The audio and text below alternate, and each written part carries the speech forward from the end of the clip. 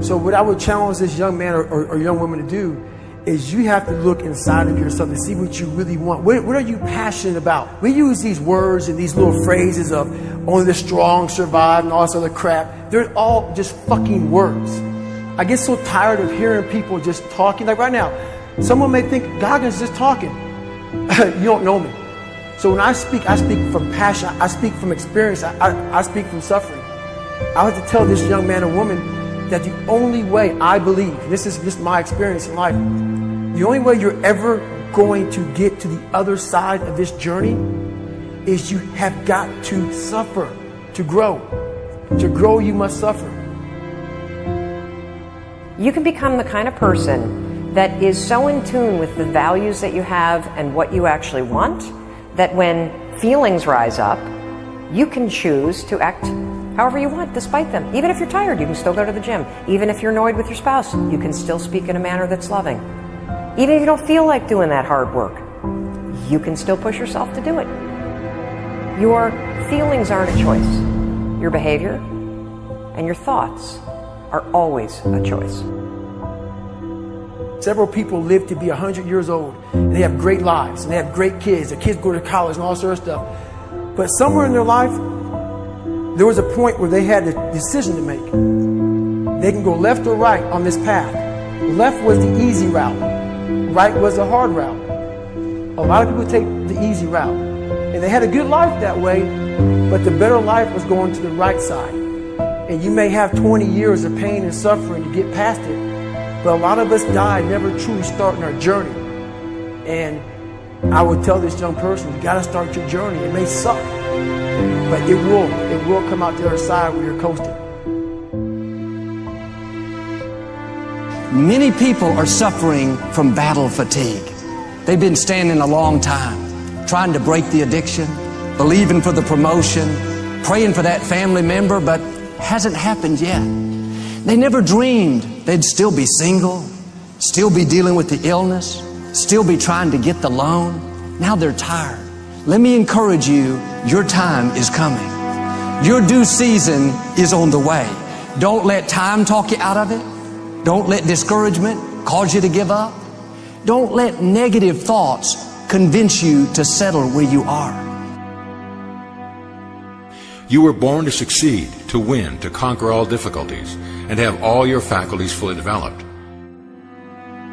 Make up your mind you're going to do it every day, every day, every day, until you don't have to think about it, and then you'll automatically do it. I guarantee you, this idea will change your life. Think about it all day, because that is definitely an idea that will give you results that will stick. No matter who you are, no matter where you are in life, you can take the lid off of your job. If you're wondering if you still have the lid on in your life, here are some clues that's going to let you know that the lid is still on. If you're not excited about waking up in the morning, if you're sitting around bored out of your mind, if you got time to do everything anybody asks you to do, you probably got the lid on. If when you tell your dreams to all your friends, it makes sense to them, you got your lid on, man. Your dreams should not make sense to everybody. You got to say something that make people go, how you gonna do that? That's when you got the lid off. And if I were you, I'd do that. I'd take the lid off. It's not always going to be easy. There are going to be challenges. There's still going to be curveballs thrown at me. But I can't become introverted. I have to continue to get outside myself, because when you're uncomfortable, that's the only way you're going to grow. Right.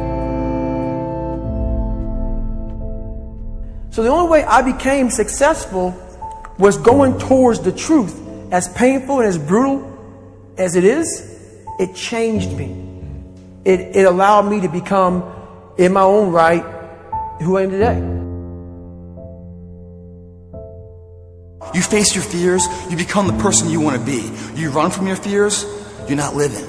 You're alive, but you're not taking the freedom. You're not running the day. The day's running you. You always be the fucking servant, not the master, guys. We all fall down in life, guys. The question is, who gets back up? Again, it's not the potential of the individual. It's not the genetics. It's a perseverance, the never say die attitude. If you constantly keep throwing shit against the wall, eventually something will stick, guys. Never give in to what you want. We need trust, right? We need trust. When we're surrounded by people who believe what we believe and trust starts to emerge, when we trust them and they trust us, we're more willing to take risks. We're more willing to experiment, which requires failure. We're more willing to explore and go somewhere that no one has ever gone before, with the confidence that if we fail, if we trip over, if we turn our backs, that those within our community, those who we trust and who trust us, will look after us while we're gone, will pick us up when we fall over, will help us when we're hurt. Our very survival depends on it. Courage, someone who has the courage no matter what to believe in something wholeheartedly and follow that with faith and courage to just go. And if I was able to do it, you can too. You know, but you need to start making that choice. You need to make that choice right now for yourself. There are people who have lost their arms, they've lost their sight. There have been people that have been through the most horrific experiences in life, and they found a way to still be happy because they've made the decision that life is too short to suffer. God will use the foolish things to confound the wise. God can use a man without arms and legs to be his hands and feet, to prove that it's not about Nick. It's not about his ability. It's not about him and his strength and how he speaks all around the world and uses his hands greatly as gestures and body language while he gets excited preaching. It's not about me. It's about Jesus. I didn't write my story. Jesus wrote my story. He knew me before the earth began. And I don't know about you, but yeah, it's good to have a job. It's good to have a relationship and get married and have kids. It's good to have that stuff. But until you find Jesus Christ as your Lord and Savior, there will be always something missing. You can't rely on you because you will fail you every single time, just about. I needed Him, not just because of this, but for my heart, for my mind. By the grace of God, He kept me here on earth, even though I tried to commit suicide at age 10. The bullying at my school convinced me that I was a mistake, that I'd never eventuate to anything. Man, what a lie. When you realize it's just the devil, I say just the devil because the devil's nothing compared to Jesus. I was listening to the encouragement my parents were saying, but then listening to the lies at the same time. The lies saying, you're not good enough, Nick, just give up. No, I am wonderfully and fearfully made according to Psalm 139. Oh, Nick, you should just give up. No, I can't do all things through Christ who strengthens me. But what we need healing first is in the inside, and to hear the voice of God.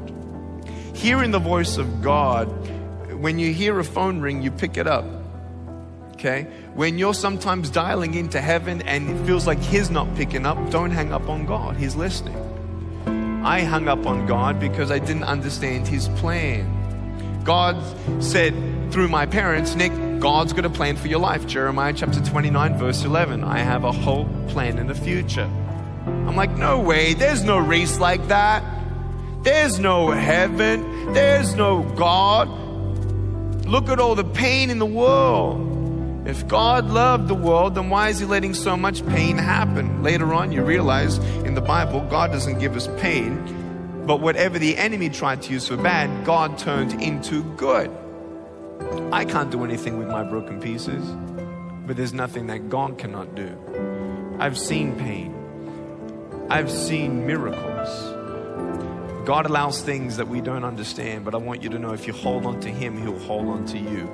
If you trust in the Lord with all your heart, even when you cannot walk, He'll carry you. When you don't get a miracle, you can still be a miracle.